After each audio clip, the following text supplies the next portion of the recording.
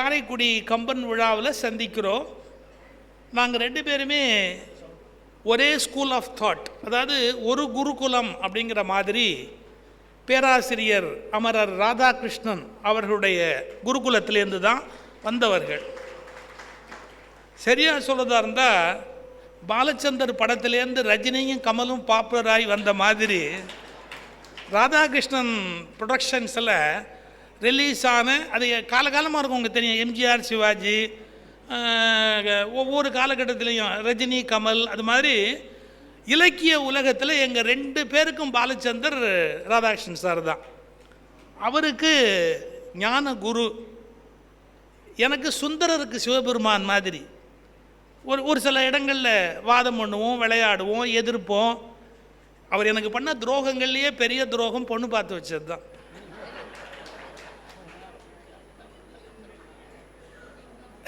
ஒரு விளையாட்டுக்காக சொன்னேன், என் வீட்டம்மா வந்திருக்கிறாங்க, எனக்கு ஒரே வீட்டம்மா தான். அவர் எவ்வளவு பாருங்கள், பேராசிரியர் ராதாகிருஷ்ணன் திருச்சியில் போய் எங்கள் அப்பா பொண்ணு பார்க்குறதுக்கு சிரமமாக இருக்குமேனு ராதாகிருஷ்ணன் சாருக்கு ஃபோன் பண்ணி, நீங்கள் போய் பொண்ணை பார்த்துட்டு வந்துடுங்க, அதுக்கப்புறமா நாங்கள் போய் பார்க்குறோம், நாங்கள் பிறகு அப்புறம் வரோன்னு ஃபோன் பண்ணிவிட்டு ராதாகிருஷ்ணன் சொல்கிறார், டேய் உன் பொண்டாட்டியை பார்த்தேன்னு. அது எல்லாமே அதுக்கப்புறம் ஒன்றுமே இல்லை, டேய் உன் பொண்டாட்டியை பார்த்தேன் அப்படின்னார். அதோடு நிறுத்தியிருந்தால் பரவாயில்ல, அவங்க பாட்டி ரொம்ப அழகாக இருக்காங்கன்னார். ஏன் சார் இது என்ன, இது நீங்கள் என்ன சொல்கிறீங்க? ராதாகிருஷ்ணன் ஒரு வார்த்தை சொன்னார், ஏய் வயசானாலும் உன் பொண்டாட்டி அழகாக இருப்பாங்கிறதுக்கு அடையாளம் பாட்டி தானடா பின்னால் பிற்காலத்தில். அதனால் நான் சொல்கிறேன், நான் பார்த்தாச்சு, நிச்சயம் பண்ணியாச்சு, எத்தனை பாக்கே மாற்றிட்டு வந்துட்டார் அவர் பாட்டுக்கு. அப்படி எனக்கு ஒரு ஞான குருவாக நாங்கள் 2 பேருமே அவருடைய ஞான பண்ணையில் வளர்ந்தவர்கள். அதில் முழுக்க ராதாகிருஷ்ணனை ஒரு தெய்வீக குருவாக கொண்டு இன்னொருடைய திருவடியை தன்னுடைய வீட்டில் பூஜை அறையில் வைத்து வணங்கி கொண்டிருக்கிறவர் இலங்கை ஜெயராஜ் அவர்கள். 2 பேருமே நிறைய மேடைகளில் சந்திச்சிருக்கோம், பட்டிமண்டபங்களில் கருத்து பரிமாறி இருக்கிறோம், நிறைய மோதல்கள் நடந்திருக்கிறது, நிறைய ஒருவர் மீது ஒருவர் அதிக மரியாதைகளும் பரிமாறி கொண்டிருக்கிறோம். ஆனால் அதிகமாக பின்னால் ஒரே மேடைகளில் நாங்கள் சந்திக்கிற வாய்ப்பு கொஞ்சம் குறைஞ்சிது. ஏன்னா அவர் ஒரு மேடையில் இருப்பார், நான் ஒரு மேடையில் இருப்பேன், அப்படின்னு அதுக்கு ஒரு சில வாய்ப்புகள் இருக்குது. எதிர் திசையில் நாங்கள் பயணிக்கலை, ஆனால் ஒரே திசையில் பயணிக்கிற போது அவர் ஒரு பகுதி, அதாவது கிழக்கு மாவட்ட செயலாளர் அப்படின்னா மேற்கு மாவட்ட செயலாளர் அப்படிங்கிற மாதிரி பணியை பிரிச்சுக்கிற மாதிரி நாங்கள், நீ ஐரோப்பா போயிட்டு வந்தால் நான் ஆஸ்திரேலியா போயிட்டு வரேன், நான் கனடா போகிறேன் அப்படின்னா நான் அமெரிக்கா போயிட்டு வந்துடுறேன், அப்படின்னு நாங்கள் நிறைய வெளிநாடுகள் பயணம் செய்கிற ஒரு வாய்ப்பு அமைந்தது. ஜெயராஜ் அவர்கள் நிரந்தரமாக ஒரு தொண்டு கம்பனுக்கு இருக்கணும்னு யாழ்ப்பாணத்திலையும் இலங்கையிலையும் கம்பன் கழகம் அமைச்சு சிஸ்டமேட்டிக்காக அதை ரொம்ப அருமையாக தனக்கு பிறகு ஒரு சீடர் பரம்பரையை அவர் உண்டு பண்ணியிருக்கிறார். என்னுடைய இயல்பு அப்படி இல்லை. என்னால் ஒரு அடுத்த தலைமுறை அப்படின்னு சொல்லி ஒரு முறைப்படுத்தி செய்வது, எனக்கு சிஸ்டமேட்டிக்காக ரொம்ப ஆர்கனைஸ்டாக ஒன்று இருந்தால் பிடிக்காது, என்னுடைய இயல்பு. ஏன்னா அந்த ஒரிஜினாலிட்டி போயிடும். நான் ஒரு வார்த்தை சொன்னேன், கோச்சிக்கிட்டாங்க. ஒரு விவேகானந்தரால் ஒரு ராமகிருஷ்ண மடத்தை உருவாக்க முடியும், ஆனால் எத்தனை ராமகிருஷ்ண மடம் முயன்றாலும் ஒரு விவேகானந்தரை உருவாக்கவே முடியாது. இது ரொம்ப ஆழமான விஷயம். ஸோ எனக்கு எப்போவுமே இன்ஸ்டிடியூஷன், அந்த ஃபார்மேஷன், அதிலெல்லாம் நம்பிக்கை கிடையாது என்னை பொறுத்த அளவில். வேதாத்ரி மகரிஷி சொல்வார், எனக்கு குருவும் இல்லை, எனக்கு சீடனும் இல்லைம்பா. ரமணரும் அதே தான் சொல்வார். வாழ்க்கையில் அது ஒரு பயணம், அது அனுபவம். நானே ஒரு 40 ஆண்டுகளுக்கு முன்பு நினைத்த பல செய்திகளை இப்போ மாற்றிக்கொண்டிருக்கிறேன். என் மனதளவில் நிறைய மாற்றங்கள். That is called evolution. இங்கிலீஷில் 2 வார்த்தை இருக்குது, பெர்ஃபெக்ஷன் ஒரு வார்த்தை இருக்குது, எவல்யூஷன் ஒரு வார்த்தை இருக்குது. நல்லா புரிஞ்சுக்கணும். கடவுளே எவல்யூஷனா பெர்ஃபெக்ஷனான்னு கேட்டால், பெர்ஃபெக்ஷனுங்கிற வார்த்தையே சரியாக இருக்க முடியாது. எவல்யூஷன் இருக்கிற வரையில் பெர்ஃபெக்ஷன் எப்படி இருக்க முடியும்? ஒன்று வளர்ந்து கொண்டே இருக்கிற போது அதனுடைய பூரணமான வளர்ச்சி நிலைன்னு ஒன்று எப்படி காண முடியும்?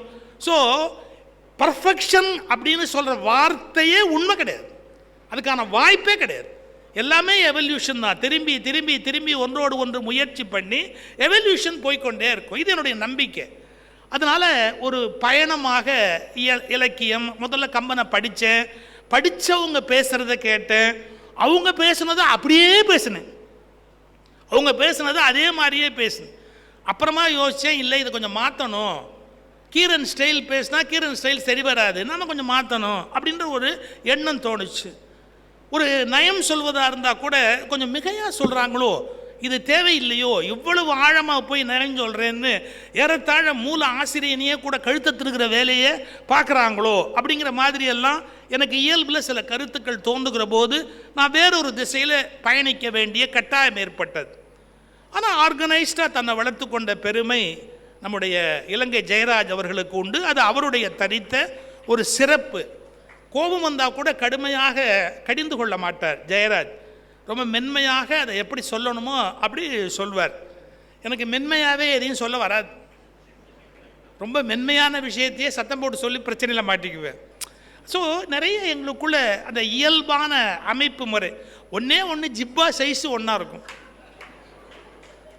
அது ஒன்று தான். அதுவும் நான் அவரது போட முடியாது, ஒரு காவி போட ஆரம்பிச்சிட்டார், அதையும் நான் போட முடியாது.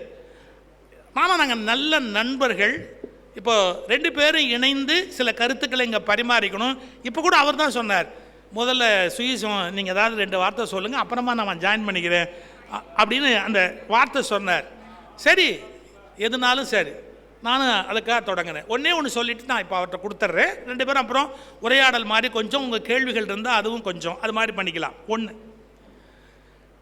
காரைக்குடியிலே கம்பன் கழகத்தை ஐயா சாவண்ணா கணேசன் அவர்கள் தொடங்குகிறார்கள். கல்கி கிருஷ்ணமூர்த்தி ஒரு காரணம், பிறகு அவருடைய பட்சிராஜ ஐயங்கார் ஒரு காரணம், அவரோடு இருந்த அன்பர்களெல்லாம் ஒரு காரணம். போன முறை லேசாக கோடிட்டு காமிச்சேன். இந்த சுதந்திரா கட்சி பலவீனம் அடைஞ்ச போது சுதந்திரா கட்சியில் இருந்தவர்கள் நண்பர்களாக இருந்த பல பேருக்கு அந்த கட்சி பலவீனம் அடைகிற போது ஏதாவது ஒரு பொது காரியம் பண்ணணும் அப்படின்னு தோணின போது வசமாக சிக்கினது இந்த கம்பன். ஏன்னா அவங்கெல்லாம் நல்ல நண்பர்கள். ஜி.கே. சுந்தரம் பெரிய செல்வர், வசதியானவர். ஜி.கே. சுந்தரம் சாகணேசன் அதில் இருந்தார், சுதந்திரா கட்சியில் இருந்தார். அந்த கட்சி ஒரு மாதிரி நீர்த்து போனதுக்கப்புறம் அவங்களுக்கு பொது வாழ்க்கையில் என்ன பண்ணுறது அப்படிங்கிற ஒரு அழுத்தம் இருந்தது. அந்த காலகட்டத்தில் திராவிட இயக்கங்கள் கம்பனை கொஞ்சம் விமர்சிக்கிற ஒரு போக்கு அதிகமாச்சு. அதுக்கு காரணம் வேறு, அரசியல் ரீதியாக அவங்களுக்கு வடக்க தாக்குறதுக்கு ஒரு களம் வேணும் அப்படின்னு ராமாயணத்தை பிடிச்சிக்கிட்டாங்க. அந்த ராமாயணத்தை விமர்சிக்க ஆரம்பித்த போது சாவண்ணா கானாவால் அதை தாங்க முடியல.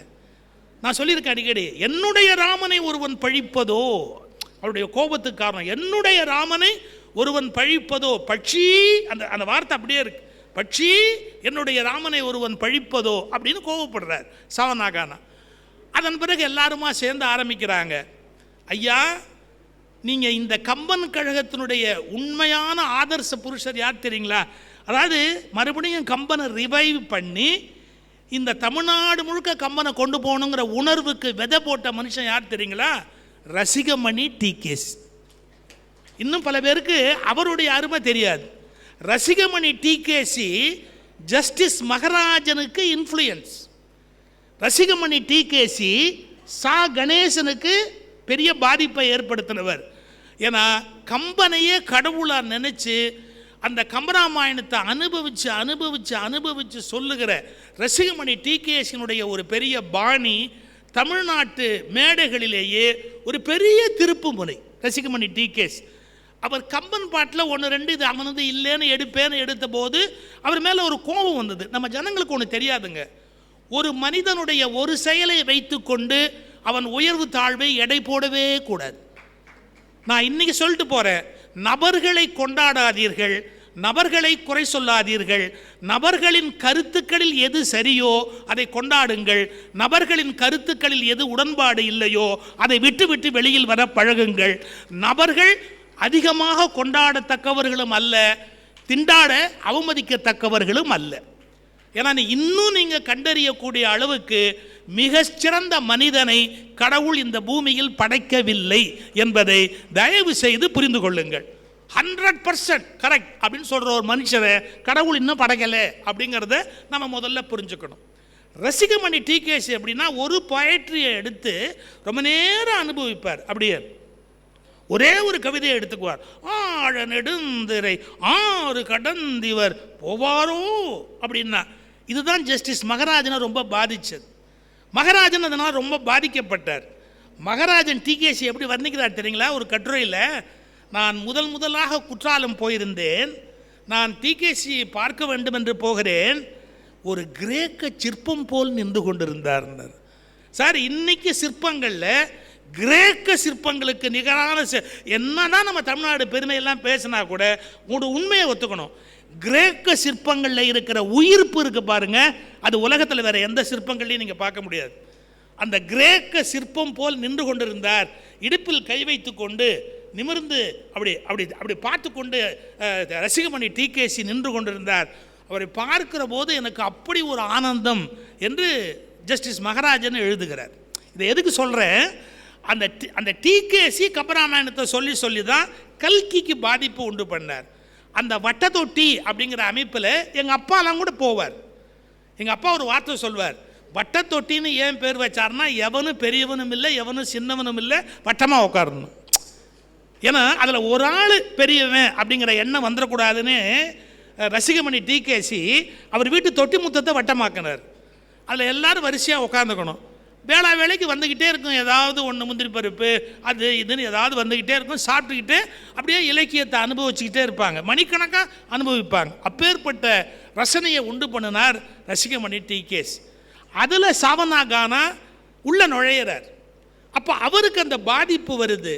அப்படியே அவருடைய உணர்வு இந்த அரசியல் இயக்கங்கள், திராவிட இயக்கங்கள் ராமாயணத்தை குறை சொன்ன போது அதுக்கு எதிர்த்து ஏதாவது ஒரு வலிமையான காரியத்தை பண்ணணும் அப்படின்னு முடிவு பண்ணி காரைக்குடியில் கல்கி போன்ற பல பெரியவர்கள் துணையோடு இந்த ஒரு பெரிய சாதனையை சாவனா கானா கம்பன் கழகம்னு தொடங்குகிறார். இதான் இந்த கம்பன் கழகத்தை சாவண்ணா ஐயா அவர்கள் தொடங்கி வச்சதற்கான மூல காரணம். அதில் என்ன சிறப்பு தெரியுங்களா? ஒன்று நம்ம தெளிவாக புரிஞ்சுக்கணும். ரிலிஜன் குறை சொல்கிறதுக்கு இல்லைங்க. இங்கே ஐயா வரவேற்புரையிலேயே சொன்னார், மத வேறுபாடுகளை எல்லாம் கலைந்து ஜஸ்டிஸ் இஸ்மாயிலுடைய பேச்சை அப்படியே மேற்கோளாக இங்கே எடுத்து சொன்னார் அவங்க அந்த ஜெகத் ரட்சகன் அவர்கள். ஒன்று புரிஞ்சுக்கணும், இந்த மெட்ராஸ் மாம்பலத்தில் அயோத்தியா மண்டபத்தில் ராமாயணம் நடக்கிறதுக்கும் ஏவிஎம் கல்யாண மண்டபத்தில் கம்பன் விழா நடக்கிறதுக்கும் வித்தியாசம் இருக்குது.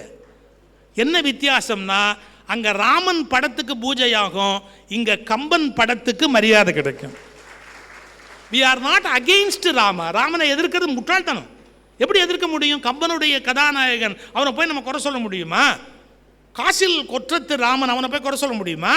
ஆனால் இம்பார்ட்டன்ஸ் யாருக்கு அப்படின்னு கேட்டால், எங்களுக்கு ராமரை விட கம்பன் முக்கியம் என்பதுதான் கம்பன் கழகத்தினுடைய தெளிவு. அதை சாவனா கானா பதிவு பண்ணுறார். இங்கு கம்பன் தான் எங்களுக்கு கடவுள், கம்பனுக்கு தான் 108 போற்றி, கம்பனுக்கு தான் பூஜை, கம்பனுக்கு வழிபாடு நடந்துதான் பிறகு தொடங்க ஆரம்பிக்கும். எது? ராமாயண விழாவே கம்பன் புகழ் வாழ்க ஆரம்பிப்பார் அவர். அந்த மாதிரி கம்பனை முதன்மைப்படுத்தி இப்போ ஒரு சீக்கிரட்டை உடைக்கிறேன்.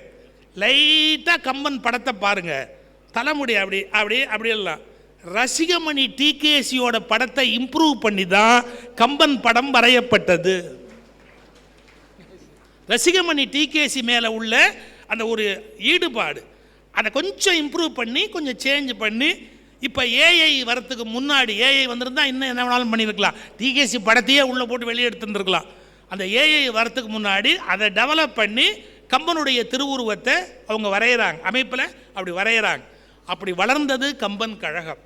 இதனுடைய நோக்கம் கம்பன் புகழ், அதாவது என்ஜாய்மெண்ட் ஆஃப் லிட்ரேச்சர். சார் என்ன தெரியுங்களா, நாகரிகம் உள்ள மனிதன் இலக்கியத்தை ரசிக்கிற பக்குவத்தை பெற்றால் மட்டும்தான் காட்டுமிராண்டி வாழ்க்கையிலிருந்து நாகரிக வாழ்க்கைக்கு மாறி இருக்கிறான்னு பொருள். ஒரு சொஃபிஸ்டிகேஷன் சொல்லுவோம் இல்லையா, அது ஏற்படணும் அப்படின்னு சொன்னால் என்ஜாயிங் லிட்ரேச்சர், இலக்கியத்தை ரசித்தல் என்பது நடந்தால் மட்டும்தான் அது சரியான ஒரு வார்த்தையார். திருப்பூர் கிருஷ்ணன் வந்திருக்கிறார். தீபம் நான் பார்த்த சாரதி, அவருக்கு ஒரு மிகப்பெரிய வாரிசு. தீபம் நான் பார்த்த சாரதி ஒரு வார்த்தை சொல்வார், is poetry a luxury or நெசசிட்டின்னு கேட்பார். யார்? தீபம் பார்த்தார். பொயட்ரி லக்ஸுரியா இல்லாட்டி அடிப்படை தேவையா ஆடம்பர பொருளா? Is it a luxury or a necessity? அப்புறமா பாட்சார் சொல்லுவார், it is a luxury. Poetry is a luxury. தப்பாக நினைக்காதீங்க, அது நெசசிட்டியாக இருந்தால் ரேஷன்லேயே கொடுத்துருப்பான். 100 கிராம் அரிசி கொடுத்த மாதிரி, ஒரு படி அரிசி கொடுத்த மாதிரி, 4 கிலோ சக்கரை கொடுத்த மாதிரி 4 கம்பராமாயண பாட்டை எடுத்துகிட்டு போடா. ஏன்னா நெசசிட்டின்னா அது ரேஷன்லேயே கொடுக்க வேண்டியது தானே. So poetry is a luxury. ஆனால் லக்ஸுரின்னா யாருக்குமே கிடைக்காதுன்னு சொல்லக்கூடாது. இந்த நூற்றாண்டோட கான்செப்ட் என்ன தெரியுங்களா? Luxury to the common man தான் இந்த நூற்றாண்டுடைய லட்சியம். சொசைட்டி இம்ப்ரூவ் ஆகிட்டே வருது. 100 வருஷத்துக்கு முன்னாடி லக்ஸுரிங்கிறது பணக்காரனுக்கு மட்டும்தான் இருக்கும். இப்போ எல்லாத்தையும் செல்ஃபோன் இருக்குது, எல்லாத்தையும் கார் இருக்குது, எல்லாத்தையுமே எல்லா வசதியும் இருக்குது. எல்லாருமே கிங்கு தான், ஒன்றுமே யாரும் அசைக்க வேண்டிய அவசியமே கிடையாது. ஸோ லக்ஸுரியை எல்லாருக்குமா கொடுக்கறது தான் இந்த நூற்றாண்டின் கோட்பாடு. Poetry is the biggest luxury. அதை எல்லாருக்கும் கொடுக்கறது தான் கம்பன் கழகத்தினுடைய கோட்பாடு. நன்றி, வணக்கம். சுயசிவம் அண்ணா அவர்களோடு ஒன்றாக இருந்து பேசுவது என்பது என் தகுதிக்கு சற்று அதிகம் கிடைத்த வாய்ப்பு. அப்படித்தான் நான் நினைக்கிறேன். நான் வழக்கமாக பல மேடைகளிலே சொல்கிற ஒன்று, ஒரு பேச்சாளன் மேடையிலே நல்லபடி பேசி பெயர் பெற்று இறங்க வேண்டுமானால் அதற்கு ஒரு நிபந்தனை இருக்கிறது. அந்த நிபந்தனை என்னவென்றால், அந்த பேச்சாளனுக்கு முன்னாலே பேசுகிறவர் சிறப்பாக பேசக்கூடாது. அப்பொழுதுதான் இவன் பேச்சு நன்றாக இருக்கிறது என்று சொல்வார்கள். இன்றைக்கு நான் அந்த வாய்ப்பையும் இழந்து இருக்கிறேன். சுயசிவம் அவர்கள் அந்த சொற்ப நேரத்துக்குள்ளே சிந்தனைகளை கொட்டி போயிருக்கிறார். உண்மையிலே சொன்னப்போனால் நான் மதிக்கிற பேச்சாளர் என்று அவரை நான் சொல்ல மாட்டேன், நான் வணங்குகிற பேச்சாளர் என்று தான் நான் அவரை சொல்வேன். பல பேச்சாளர்கள் இந்த சபையிலே இருக்கிறார்கள் என்பதை தெரிந்து கொண்டும் நான் ஒன்றை சொல்வேன். இன்றைக்கு இருக்கிற பேச்சாளர்களுக்குள்ளே தலைமை பேச்சாளர் என்ற ஒரு பதவியை யாருக்காவது கொடுக்க வேண்டும் என்று யாராவது என்னை கேட்டால் அந்த தகுதி சுயசிவம் அவர்களை தவிர வேறு யாருக்கும் இல்லை என்பது என்னுடைய கருத்து. கற்றோர்க்கு தாம்பரம்பாகிய தலைமையர் என்று திருமுருகாற்றுப்படையிலே ஒரு வரி. இன்றைக்கு இருக்கக்கூடிய கற்றோர்களுக்கு தாம்பரம்பாகிய தலைமையர் அவர் என்ற என்னுடைய அந்த மனப்பதிவை முதலிலே செய்து கொள்கிறேன். எங்கள் குருநாதருடைய 2 மாணாக்கர்கள் நாங்கள் என்று சொன்னார். ரஜினியும் கமனும் பாலச்சந்தருக்கு வைத்தது போல என்று சொல்லி அறிமுகம் செய்தார். சபையில் இருந்த பல பேர் எட்டி எட்டி பார்த்தார்கள், இதில் யார் ரஜினி யார் கமல் என்பது போல.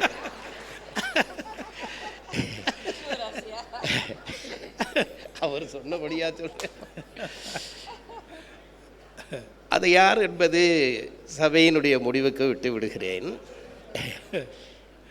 எங்கள் குருநாதர், நான் 1983ஆம் ஆண்டு என்று நினைக்கிறேன், நான் குருநாதரை சந்திக்க வந்து, அது ஒரு பெரிய கதை, நாளைக்கு எனக்கு தலைப்பே கொடுத்திருக்கிறார்கள், அதை சொல்வேன்.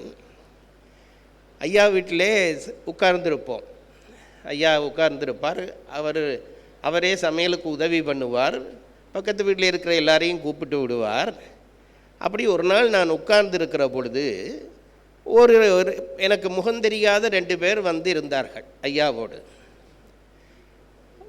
அப்போது ஐயா பேசுவதை நான் ஒரு ஓரமாக இருந்து கேட்டுக்கொண்டிருக்கிறேன். அது என்னவென்றால், ஒரு கல்யாணம் பற்றி விசாரிக்க அவர்கள் வந்திருந்தார்கள். கல்யாண சம்பந்தமாக பேச வந்திருந்தார்கள். ஐயா ஒருவரை புகழ்கிறார், அப்படிப்பட்டவர் இப்படிப்பட்டவர், அப்புறம் அந்த மாப்பிள்ளை உங்கள் வீட்டுக்கு கிடைச்சா நீங்கள் செய்த தவம், இப்படியே சொல்லிக்கொண்டே போகிறார். எனக்கு அப்போ சுயசிவம் அண்ணா அவர்களே அதிகம் தெரியாது. இதெல்லாம் சொல்லிவிட்டு தான் பிறகு நான் ஆரை ஐயா சொன்னார் என்று கேட்டால், இந்த பெண் வீட்டாருக்கு சுயசிவம் ஐயாவை பற்றித்தான் இத்தனை புகழ் வார்த்தையை அவர் சொல்லி கொண்டிருந்தார்கள் என்று எனக்கு தெரிந்தது. சரக்கு விலை போலன்னா கொஞ்சம் அதிகமாக சொல்லி தான் தள்ளி ஆகணும். இல்லை, அம்மா கிடைத்தது தன்னுடைய கசகாலம் என்பது இவ்வளவு விளையாட்டாக சொன்னார். எவ்வளவு சிரமப்பட்டு எங்கள் ஐயா இவரை அந்த குடும்பத்துக்குள் அனுப்பி வைத்தார்கள் என்பதற்கு நான் சாட்சி. அதை சொல்லிக்கொள்ளத்தான் இதை சொன்னேன். நானும் அவரும் ஐயாவினுடைய மாணவர்கள் என்று சொல்ல கிடைத்தது எனக்கு பெருமை. ஒரு மனிதன், நான் எப்பொழுதும் சொல்லுகிற ஒன்றுதான், அறிவாலும் இயங்குகிறான், உணர்வாலும் இயங்குகிறான். இந்த ரெண்டுக்குள்ளே தான் மனித இயக்கம் தங்கி இருக்கிறது. ஒவ்வொரு மனிதனிடமும் அறிவுக்கூறு என்று ஒன்று இருக்கும், உணர்வுக்கூறு என்று இன்னொன்று இருக்கும். இது ரெண்டும் வேண்டும், மனிதனுக்கு ரெண்டும் வேண்டும். அறிவில்லாத உணர்வினாலும் பயனில்லை, உணர்வில்லாத அறிவினாலும் பயனில்லை. இரண்டும் சேர்ந்து சமப்பட்டு நிற்கிற பொழுதுதான் ஒரு சமுதாயம் உயரும் என்று நம் மூத்தவர்கள் கருதினார்கள். அதனாலே தான் எண்ணும் எழுத்தும் கண்ணெனத்தகும் என்று சொல்கிற பொழுது அதற்கு உரை எழுதிய ஆசிரியர்கள் என்ன சொன்னார்கள் என்றால், எண் என்பது புத்தி, எழுத்தென்பது இதயம்.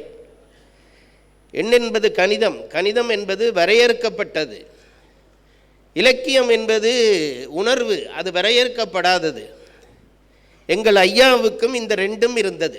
அறிவு சார்ந்த ஒரு பக்கமும் இருந்தது, உணர்வு சார்ந்த ஒரு பக்கமும் இருந்தது. நான் நினைக்கிறது உண்டு, ஐயாவினுடைய அறிவினுடைய பிரதிநிதி எங்களுடைய அண்ணா சுயசிவம் அவர்கள்.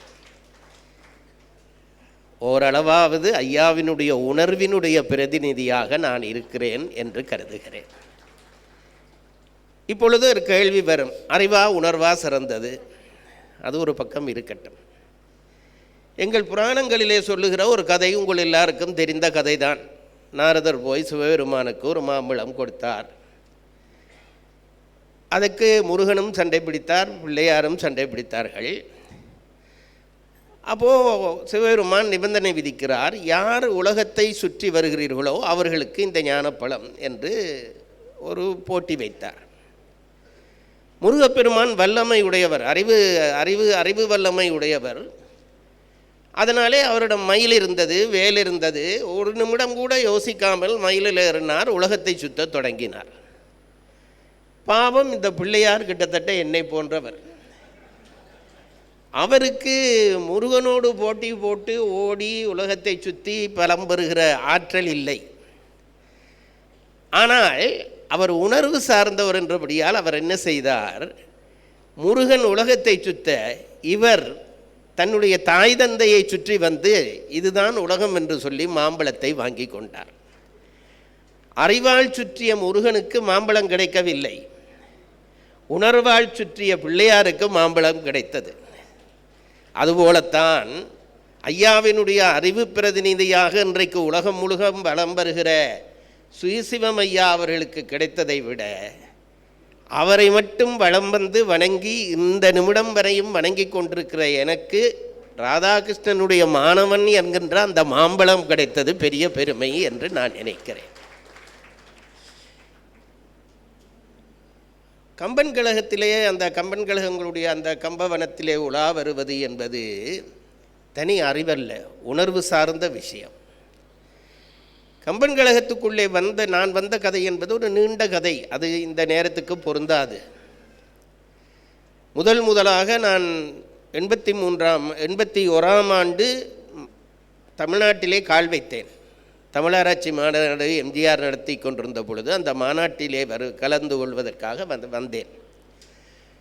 கலந்து கொள்வதற்காக வந்தேன் என்றால் நான் ஒரு பேச்சாளனாக என்னை கூப்பிட்டு வந்தேன் என்பதெல்லாம் நான் பொய் சொல்ல விரும்பவில்லை. சண்டை பிடித்து அதை பார்க்க வந்தேன்.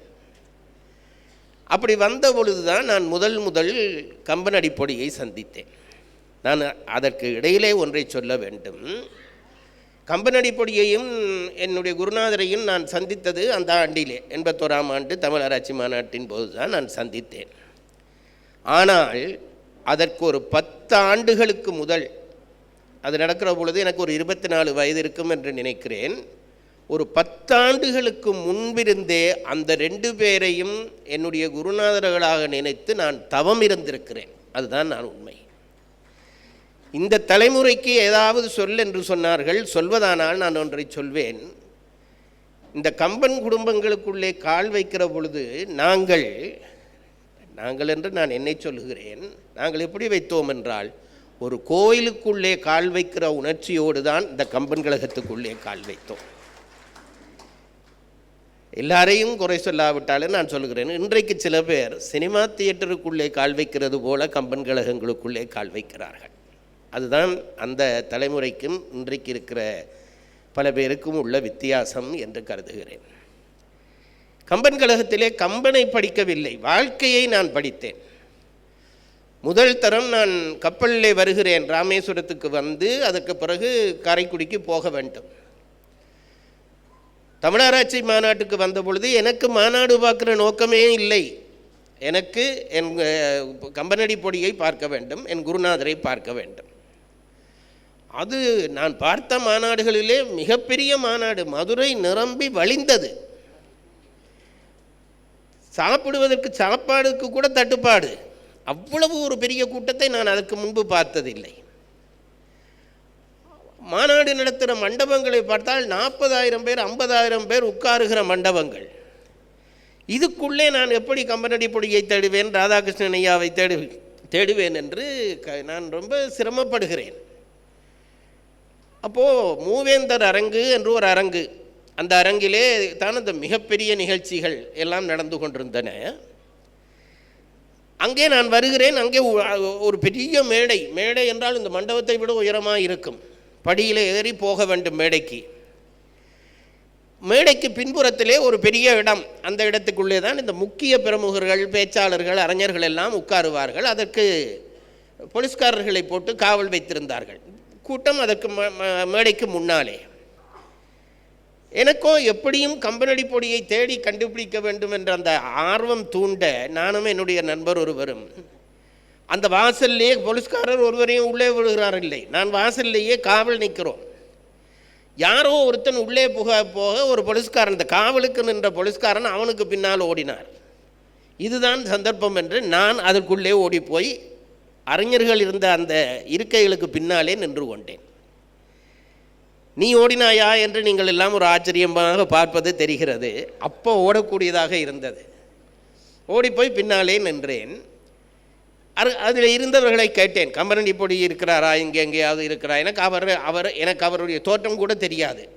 சட்டை போட்டிருக்க மாட்டார், இது ஒன்று தான் தெரியும். அப்போது கேட்ட உடனே சிலர் சொன்னார்கள், மேடையிலே இருக்கிற அறிஞர்களோடு இருக்கிறார் என்று சொன்னார்கள். எனக்கு ரொம்ப சந்தோஷம். ஆனால் அந்த மேடையில் கிட்டையும் நாங்கள் போக முடியாது. ஒரு பையன் இந்த மேடைக்கு இந்த கூல்ட்ரிங்க் எடுத்துகிட்டு போகிறான். போய் மேடையிலேருந்து வர்றான். மெல்ல அவனை கிட்டடியில் போய் ஒரு துண்டிலே கையில் இருந்து சும்மா ஒரு பழைய பேப்பரில், இலங்கையிலே இருந்து வந்திருக்கிறோம், கம்பன் கழகம் தொடங்கி இருக்கிறோம், ஐயாவை பார்க்க வேண்டும் என்று எழுதிவிட்டு அவன்கிட்ட கொடுத்து, மேடையிலே ஒருத்தர் இருக்கிறார், சட்டை போட்டிருக்க மாட்டார், அவரிடம் கொடு என்றோம். இது என் அனுபவ பதிவுக்காக இதை சொல்கிறேன். அது எங்களுடைய அதிர்ஷ்டம். அது போய் அவர் கையிலே சேர்ந்து விட்டது. நீங்கள் சொன்னால் நம்ப மாட்டீர்கள். அது அந்த அந்த அந்த கடிதம் போய் கிடைத்த ஒரு சில நிமிஷங்களுக்குள்ளே அந்த மகாமலை மேடையிலே இருந்து படிப்படியாக இறங்கி வந்ததை நான் கண்டேன். ஏதோ அலுவலாக வருகிறார் என்றால் இல்லை, எங்களை காணத்தான் வந்திருக்கிறார்.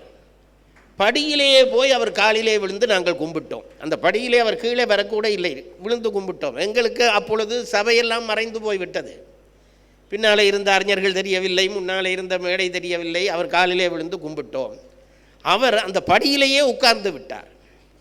உட்கார்ந்து விட்டு வாழ்த்தி தன்னுடைய முகவரி எழுதி, கம்பன் விழா வருகிறது, நான் அழைப்பு அனுப்புவேன், வாருங்கள் என்று சொன்னார். இது மட்டும்தான் சந்திப்பு. அதற்கு பிறகு அழைப்பு வந்தது, கம்பன் விழாவுக்கு அழைப்பு வந்தது. அப்போ தான் நான் சொன்னேன், கப்பல் ஏறி வருகிறோம் மதுரையிலே. மதுரைக்கு வந்து அங்கே இருந்து காரைக்குடிக்கு போக வேண்டும், பெரிய நீண்ட பயணம். ராமேஸ்வரம் வந்து மதுரை வந்து போகிறோம். அப்போ வந்து பார்த்தால் போகிற வழி இரவு 7 மணி 8 மணி, அடுத்த நாள் விழா, இரவு 7 8 மணி ஆகிவிட்டது. அப்போ பசி, சாப்பிட வேணுமே, அங்கே ராத்திரியில் போனால் சாப்பாடு இருக்குமோ தெரியாது என்று அதில் பஸ் நின்ற இடத்துல இறங்கி ஒரு கடையிலே சிற்றுண்டி சாப்பிட்டு விட்டு போனோம். போய் காரைக்குடி மண்டபத்துக்கு சேர்ந்து விட்டோம். அங்கே சேர்ந்தால் கம்பனடி பொடி இருக்கிறார், இஸ்மாயில் சார் இருக்கிறார், எல்லாம் பெரிய பெரிய மலைகள்.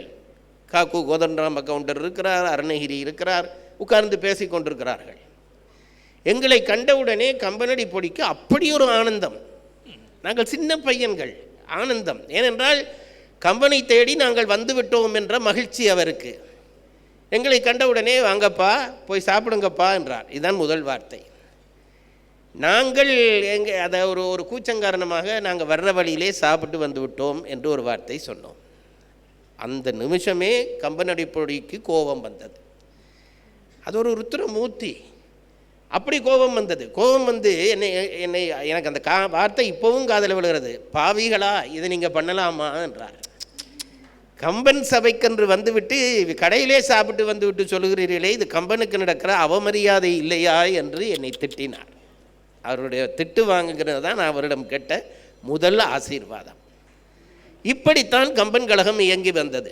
என்னும் ஒரு செய்தி சொல்லி முடித்து விடுகிறேன். கம்பனடிப்பொடி அவர்கள் மறைந்து விட்டார். அதற்கு மறைவதற்கு முதல் விழா நடக்கிறது. நாட்டரசன் கோட்டையிலே நிறைவு நாள் நிகழ்ச்சி. அவருக்கு மூச்சு இழுக்கிறது. அப்பவும் கடைசியிலே தானே கம்பன் வாழ்த்து சொல்ல வேணும் என்று சொல்லுகிறார். கஷ்டப்பட்டு சொல்லுகிறார். நிற்கக்கூட முடியவில்லை, உட்கார்ந்து விட்டார். அதான் நான் அவரை கடைசியாக உயிரோடு பார்த்தது. பிறகு நாங்கள் போய்விட்டோம், மறைந்து விட்டார். மறைவுக்கெல்லாம் நாங்கள் வர முடியவில்லை. அந்த கம்பனடிப்பொடி மறைந்த பிறகு முதல் கம்பன் விழா ராமேஸ்வரத்திலே நடந்தது. அந்த ராமேஸ்வரத்திலே வந்த விழா, எனக்கு அந்த நிகழ்ச்சி இப்போ நினைத்தாலும் என் நெஞ்சு உருகும். இப்படி பெரிய கூட்டம் அல்ல ராமேஸ்வரத்து விழா கூட்டம். ஆனால் முக்கியமானவர்கள் எல்லாம் இருந்தார்கள். கோதண்டராம கவுண்டர் இருக்கிறார், மலை போல அவர் தான் மலை, அப்படி இருப்பார் தோற்றத்திலே. ஒரு பக்கம் அறநீர் சார் இருக்கிறார், பேராசிரியர் எங்கள் ராதாகிருஷ்ண ஐயா, எல்லாம் அறிஞர் கூட்டம் உட்கார்ந்து இருக்கிறார்கள். அப்படி உட்கார்ந்திருந்தால் மங்கள விளக்கேற்றுகிற நேரம் வந்து விட்டது. யாரும் அந்த விளக்குக்கு கிட்ட போக பயப்படுகிறார்கள். ஒருவர் எல்லாரும் அவர் அந்த பக்கம் நிற்கிறார், இவர் இந்த பக்கம் நிற்கிறார். ஏனென்றால் வழக்கமாக அந்த மங்கள விளக்கேற்றுகிற காரியத்தை கம்பனடிப்பொடி தான் செய்வார். அவர் தான் வந்து விளக்கேற்றி கம்பன் விழாக்களை ஆரம்பித்து வைப்பார். அப்போது யாராவது ஏற்றுவார்கள் என்றால் எல்லாரும் பேசாமல் நிற்கிறார்கள். பார்த்தால் எல்லாருடைய கண்களிலிருந்து கண்ணீர் வழிகிறது. எங்கள் குருநாதர் பேராசிரியர் பார்த்துட்டு கடகடன்னு வேகமாக நடந்து வந்தார். வந்து கோதண்டராம கவுண்டர் உட்கார்ந்துருந்தார். அவருக்கு பக்கத்தில் போய் நின்று, அண்ணா என்ன பார்த்துட்டு இருக்கேள், போங்கோ, நீங்கள் தான் இனி இந்த குடும்பத்துக்கு மூத்தவர் என்று சொல்லிவிட்டு இவர் அழுதார். அதை கேட்டு அவர் அழுகிறார். அந்த சபையே அழுதது. எனக்கு அப்போ தான் நான் ஒன்றை தெரிந்து கொண்டேன். கம்பன் குடும்பம் என்பது, கம்பன் கழகம் என்பது ஒரு இலக்கிய அமைப்பல்ல. கம்பன் கழகம் என்பது ஒரு குடும்பம் என்பது எனக்கு தெரிகிறது. ஒரு வீட்டிலே ஒரு மூத்தவரை இழந்து விட்டால் அந்த வீடு எப்படி பரிதவிக்குமோ, அவர் செய்த காரியத்தை நாங்கள் எப்படி செய்வோம் என்று தடுமாறுவார்களோ, அப்படி தடுமாறி நின்ற பெரியவர்களை பார்த்து வளர்ந்தது தான் எங்களுக்கு கிடைத்த கம்பன் அனுபவம். கம்ப நந்தவனத்திலே இப்படி எத்தனையோ அனுபவங்களை நான் பெற்றுக்கொண்டேன். அந்த அனுபவங்களிலே ஒரு கூறு நேரத்தின் அருமை கருதி இப்பொழுது சொல்லி இருக்கிறேன். இனி அண்ணா அவர்கள் அந்த பொறுப்பை பார்த்து கொள்வார். வணக்கம். ஜெயராஜ் அவர்கள் அன்றைய கம்பன் விழாக்கள் எப்படி இருக்கும் அப்படிங்கிறத நினைவூட்டினார். காக்கு கோதண்டராம கவுண்டர் கள்ளிப்பட்டி அப்படிங்கிற ஊரில் பெரிய நில ஏகப்பட்ட நிலம், அவருடைய நிலம். பரம ரசிகர் அவர், காக்கு கோதண்டராம கவுண்டர். ஜெயராஜ் அவர்கள் சொன்ன மாதிரி அப்போல்லாம் கம்பன் விழான்னு சொன்னால் வரிசையாக பாய் போட்டிருப்பார்கள். விழா இது மாதிரி மண்டபத்தில், எந்த மண்டபத்தில் நடந்தாலும் வரிசையாக பாய் போட்டிருப்பாங்க. காக்கு கோதண்டராம கவுண்டர் ரொம்ப வசதி, மெத்தையும் சேர்த்து போட்டிருப்பார் அவருடைய வீட்டில் வர்ற பேச்சாளர்களுக்கெல்லாம். விழா முடிஞ்சதுக்கப்புறம் கீவாஜா, சா கணேசன் ஐயா, ராதாகிருஷ்ணன் எல்லாரும் அப்படியே படுத்துக்கிட்டு ஸ்ரீரங்கம் பெருமாள் மாதிரி இப்படி தலைக்கு கை வச்சுக்கிட்டு நிறைய விஷயங்களை பேசுவார்கள். அதில் கொஞ்சம் சென்சார் பண்ண வேண்டிய விஷயங்களும் வரும். எனக்கு தெரிஞ்ச பேச்சாளர்கள் மேடையில் பேசுகிறத விட மேடை முடிஞ்சு கீழே பேசுகிறத ரெக்கார்ட் பண்ணி வச்சாதான் நிறைய விஷயம் கிடைக்கும். அதை விட நிறைய பேரை பற்றி விஷயம் கிடைக்கும். அதோட ரொம்ப முக்கியம். சார், அப்படி ஒரு குடும்பம்தான்.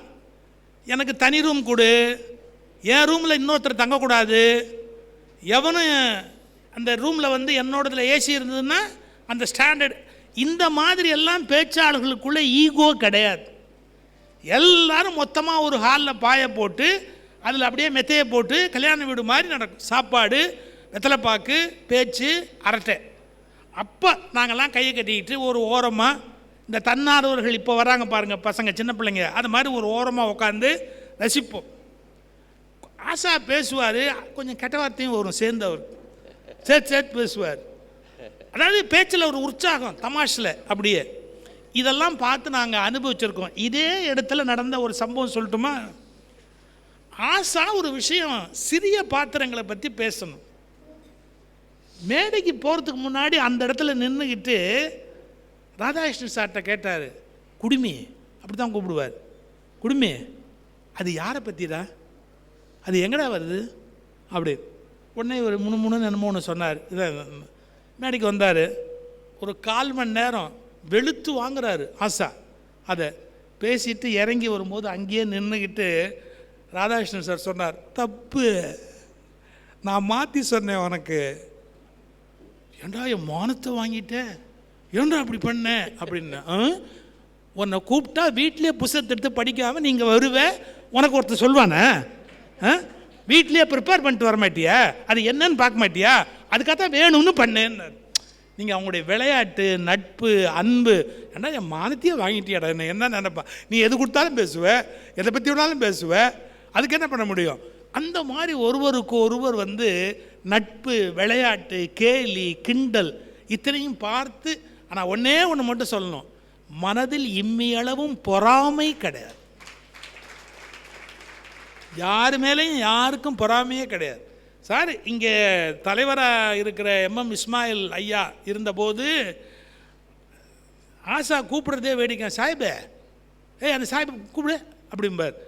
அந்த அளவுக்கு அவங்களுக்குள்ள ஒரு இன்டிமெசி, எந்த விதமான வேறுபாடும் கிடையாது. இவையெல்லாம் பார்த்து கண்ணால் வளர்ந்துருக்குறோம், இவர்களால் ஆசீர்வதிக்கப்பட்டிருக்கிறோம். ஒரு குடும்பம் மாதிரியே நடக்கும். காக்கு கோதண்டராம கவுண்டர் நாளை லிஸ்ட்டில் இல்லைன்னு நினைக்கிறேன், அவர் பேர் இல்லைன்னு நினைக்கிறேன், நாளைக்கு போட்டிருக்கிறது இல்லை. காக்கு கோதண்டராம கவுண்டர், காக்கு கோதண்டராம கவுண்டர் எப்படின்னா, PG கருத்திருமன் அவர்கள் கம்பராமாயணத்துக்கு நிறைய காரியம் பண்ணார். அந்த கருத்திருமனுடைய அதை ஒட்டி வந்தவர் காக்கு கோதண்டராம கவுண்டர். காக்கு கோதண்டராம கவுண்டர் எவ்வளோ பெரிய ரசிகருங்கிறதுக்கு ஒரு உதாரணம் பாருங்கள். சாப்பாடு சமையல் பண்ணி அவர் வீட்டில் பரிமாறுவாங்க.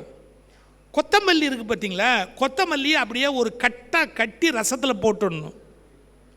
அந்த கொத்தமல்லி கட்டை அவருக்கு இலையில் போடணும்.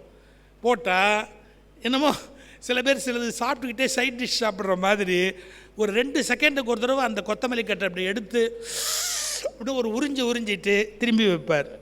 அந்த கொத்தமல்லி நறுமணம், அந்த ரசம், ரசிகர். ஆனால் வெறும் உணவில் மட்டும் ரசிகர் இல்லை, ஒரு கவிதையை எடுத்துக்கொண்டாலும் காக்கு கோதண்டராம கவுண்டர் பெரிய நிலக்கிழார். ஆனால் அந்த கவிதையை அவர் அனுபவிக்கிற அனுபவம் இருக்குது பாருங்கள், அவ்வளவு ஆச்சரியமாக இருக்கும்.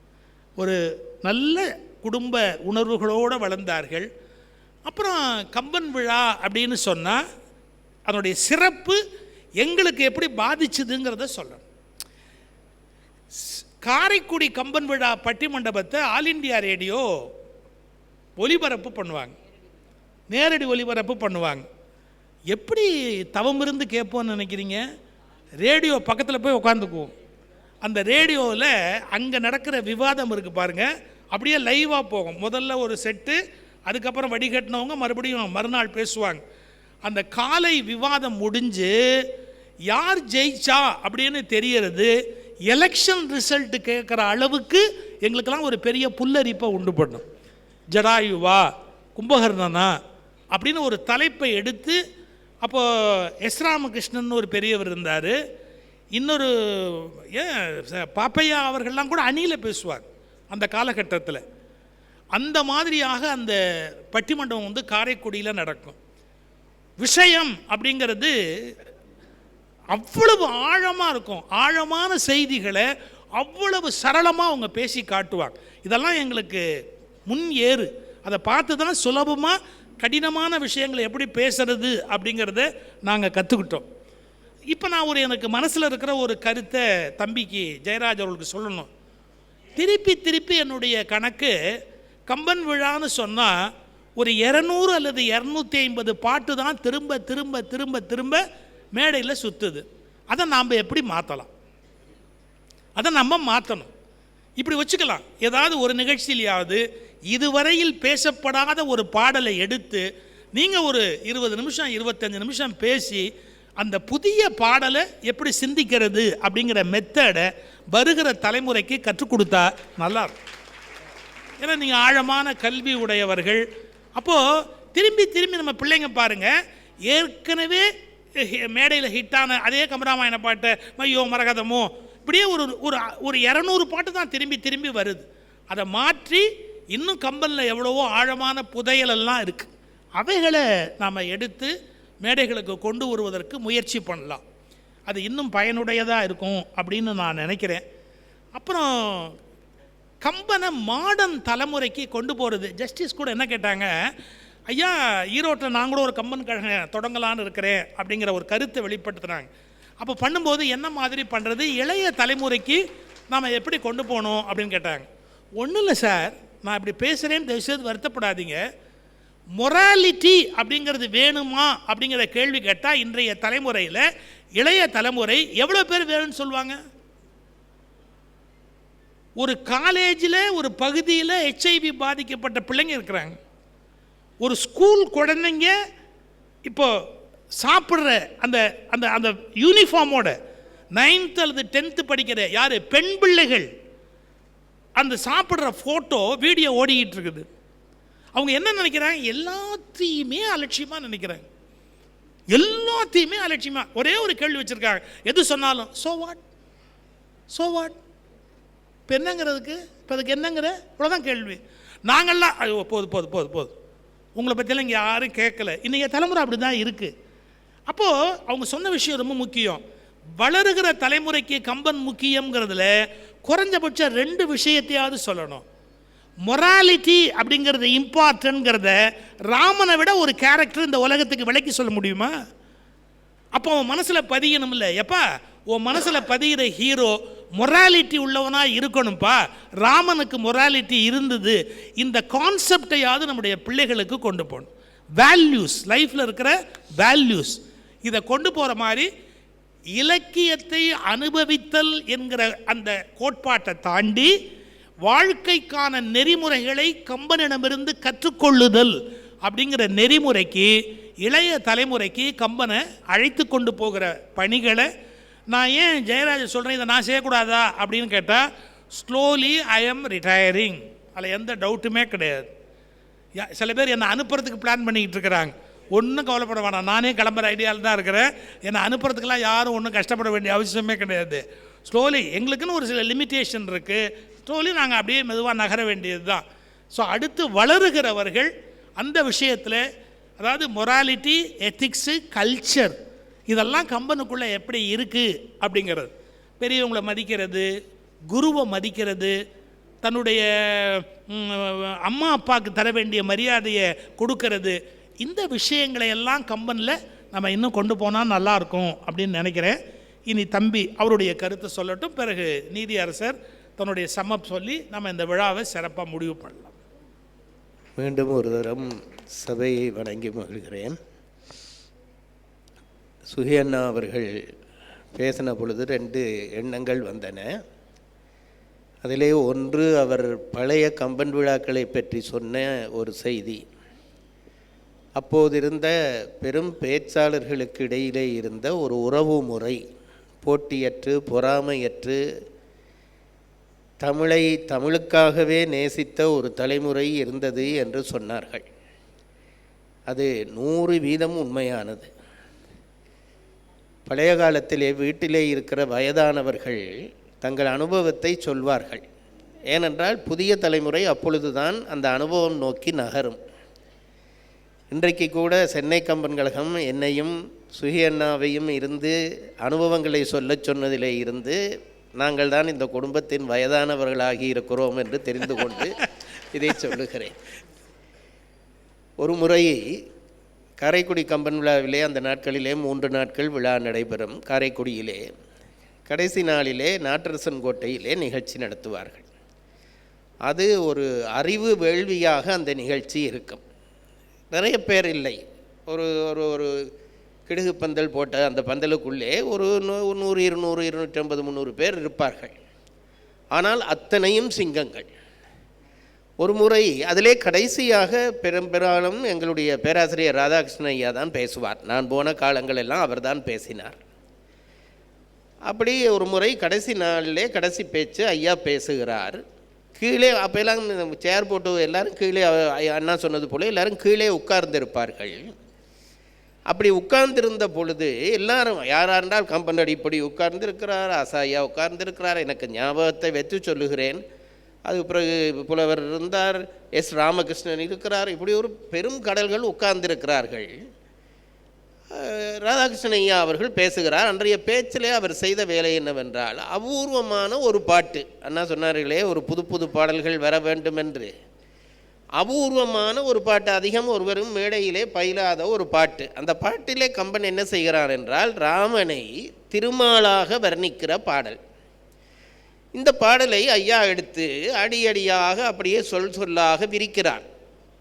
ராமனை இது திருமால் என்ற அந்த காட்சி கொடுக்கிற அந்த அமைப்பை விரித்து சொல்லத் தொடங்குகிறார். எல்லாரும் மெய்மறந்து கேட்கிறார்கள். அப்பொழுது தமிழ்கடல் ராமராசன் என்று ஒரு தமிழறிஞர் இருந்தார், வைஷ்ணவர், நெற்றி நிறைய நாமத்தோடு இருப்பார். கம்பனடி எப்படி சொல்வார், தமிழ் நூல்கள் முழுவதும் அழிந்து விட்டாலும் பரவாயில்லை, இவர் இருந்தால் எல்லா நூல்களையும் எழுதி கொள்ளலாம் என்று சொல்கிற அளவுக்கு தமிழ் நூல்களை ஆட்சிப்படுத்தி வைத்திருந்த ஒரு பெரும் புலவர். அவரும் ஒரு மூலையில் உட்கார்ந்திருக்கிறார். ராமனை திருமாலாக சொல்லுகிற பாடலை ஐயா விரிக்க விரிக்க அவருக்கு ஆனந்தம் தாழவில்லை. அவர் ஒரு உண்மை வைஷ்ணவர். தன்னை மறந்து அகங்காரம் பண்ணுகிறார். ஆகா ஆகா என்று தன்னை மறந்து பேசுகிறார். இந்த பக்கம் இவர்களெல்லாம் உட்கார்ந்திருக்கிறார்கள். அவருக்கு இவர்களை பற்றியெல்லாம் எண்ணமே இல்லை. அந்த பாடலை கேட்டு கேட்டு வாய் விட்டு சத்தம் போட்டு ஆகா ஆகா என்று சொல்லி கொண்டிருக்கிறார். அந்த பாடலுடைய கடைசி வரிக்கு எங்கள் ஐயா வந்தார். அதில் தான் அந்த ராமனை திருமாலாகவே சொல்லுகிற வரி. எனக்கு அந்த பாட்டு கூட மறந்து போய்விட்டது, மாது அண்மையிலே நினைப்பூட்டினார். அந்த அடியை சொல்லி கொண்டு வந்து கடைசியிலே ஐயா அப்படி அந்த உச்ச ஸ்தாயிக்கு போய் அந்த ராமன் தான் திருமால் என்று சொல்லுகிற அந்த அடியை வந்து சொன்னார். சொல்லிவிட்டு சொன்ன உடனே அவருக்கு தாங்கவில்லை, அழுகிறார். 2 கையையும் தூக்கி ஆகா ஆகா என்று சொல்லுகிறார். ஐயா ஒரு நிமிஷம் மௌனமாக நின்றுவிட்டு பிறகு சொன்னார், அவரையே பார்த்து சொன்னார், சார் இந்த பாட்டை போய் பிச்சைக்கையில் போட்டுட்டாங்க சார் என்றார். அப்போ தான் இந்த சென்னை கம்பன் கழக பதிப்பு வந்திருந்த காலம், புஸ்தகம் அதுக்கு பெரிய மதிப்பு இருந்த காலம். அந்த பாடலை பிச்சைக்கையிலே போட்டுட்டாங்க சார் என்று முறைப்பாடு வைப்பது போல இவரிடம் சொன்னார். புஸ்தகம் போட்டவர்கள்லாம் இந்த பக்கம் உட்கார்ந்துருக்கிறார்கள். கம்பன் இப்படி இருக்கிறார், ஆசாயா எல்லாரும் உட்கார்ந்துருக்கிறார்கள். இந்த வார்த்தையை சொன்ன உடனே ராமராசனுக்கு அது தாங்கவில்லை. அவர் என்ன செய்தார், கையலை இப்படி தூக்கி பாவிகள் நரகத்துக்கு போவார்கள் நரகத்துக்கு போவார்கள் என்றார். போட்டவர்கள் எல்லாம் முன்னாலே உட்கார்ந்து சிரித்து கொண்டு கேட்டுக்கொண்டிருந்தார்கள். இன்றைக்கு இது சாத்தியமா என்று நான் நினைத்து பார்க்கிறேன். ஏதாவது ஒரு குறை சொன்னால் அது பகையாக போய்விடுகிறது. தமிழ் மேல் கொண்ட அன்பினாலே அவர் திட்டின திட்டை அத்தனை பேரும் புன்னகையோடு கேட்டுக்கொண்டிருந்த காட்சி தான் அண்ணா அவர்கள் சொன்ன செய்திக்கு, அதாவது போட்டி பொறாமை இன்றி அறிஞர்கள் இருந்தார்கள் என்ற அந்த செய்திக்கு இலக்கணமாக நான் கண்ட காட்சி என்பதை சொல்லி அண்ணா சொன்ன அந்த கேள்வி மட்டும், அதற்கு மட்டும் பதில் சொல்லுகிறேன். புதிய புதிய பாடல்கள் வெளிவர வேண்டும் என்று சொன்னார்கள். அவர்கள் என்னை பாராட்ட சொன்னார்கள் என்று எனக்கு தெரிகிறது. ஆனாலும் நான் சொல்வேன், அந்த காரியம் அவரால் தான் நடக்கக்கூடிய காரியம். அவருக்கு ஓய்வெடுக்க போகிறேன் என்ற பேச்செல்லாம் அவருக்கு இனிமேல் இருக்கவே கூடாது, இருக்கவே கூடாது. ஏனென்றால் பிஞ்சு முத்தி இப்பொழுது பழமாகி கனிஞ்சு நிற்கிற நேரத்திலே பழத்தை கொண்டு போய் ஒழிக்கிறேன் என்று சொல்லுகிற உரிமை அவருக்கே கிடையாது. எவ்வளவு கொடுக்க முடியுமோ அவர் கொடுக்க வேண்டும். அதை நாங்கள் எல்லாம் ரசிக்க வேண்டும் என்பதுதான் என்னுடைய விருப்பம். புதிய தலைமுறைக்கு கம்பனிலே விருப்பத்தை எப்படி உண்டாக்குவது என்று ஒரு கேள்வி கேட்டார்கள். நான் ரொம்ப எனக்கு பெரிய ஆழமாக ஒன்றும் சொல்லவில்லை, என்னுடைய அனுபவத்தை சொல்லுகிறேன், வேறொன்றும் இல்லை. பேசுகிற பேச்சாளர்கள் இப்போ எல்லாம் என்ன ஆகிறது என்றால், பேச்சாளர்கள் தொகை நிறைய வந்துவிட்டது. பேச்சாளர்களுக்கு நிறைய உழைப்பு கிடைக்கிறது, வசதிகள் கிடைக்கிறது. என் குருநாதர் ராதாகிருஷ்ணன் ஐயா அவர்கள் பஸ்ஸிலே போய் படித்து தான் பேசினதை நான் பார்த்துருக்கிறேன். இன்றைக்கு எங்களுக்கு வாகனம் தருகிறார்கள், பெரிய ஸ்டார் ஹோட்டலில் ரூம் தருகிறார்கள். அதெல்லாம் எங்களுக்கு அதெல்லாம் இப்பொழுது தருகிற பொழுது என் உள்ளம் அழும். இதை வாங்க வேண்டியவர்கள் வாங்காமல் போக நாங்கள் வாங்கி கொண்டிருக்கோமே என்று நான் நினைத்து கவலைப்படுவேன். சத்தியமாக சொல்லுகிறேன். நான் நினைக்கிறது ஒன்று, வேறொன்றும் இல்லை. பேச்சாளர்கள் நிறைந்து விட்டார்கள். ஆனால் பேச்சு சபை உள்ளத்துக்குள்ளே போகாததற்கு காரணம் பேச்சு அனுபூதியாக மாறாதது தான். 1000 நுட்பமாக ஒருவர் பேசுவதை விட ஒருவர் அந்த பேச்சை வாழ்ந்து காட்டிவிட்டால் புதிய தலைமுறை அதற்கு பின்னாலே வரும். அத்தகைய ஒரு சில பேர் தமிழை லட்சியமாக கொண்டு வாழ வேண்டும் என்பதுதான் என்னுடைய ஆசை என்பதை கூறி உங்களிடமிருந்து விடைபெற்றுக் கொள்கிறேன். வணக்கம். அவர் தம்பி சொன்னதுனால சின்ன யோசனை, 2 நிமிஷம்.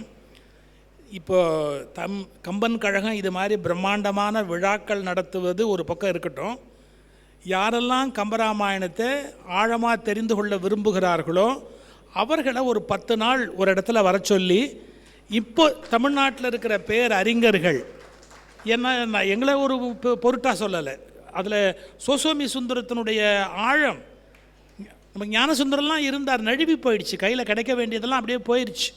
அப்போ இருக்கிறவங்க ருக்மணி அம்மாட்ட இருந்த விஷயம் அவ்வளோ விஷயம்.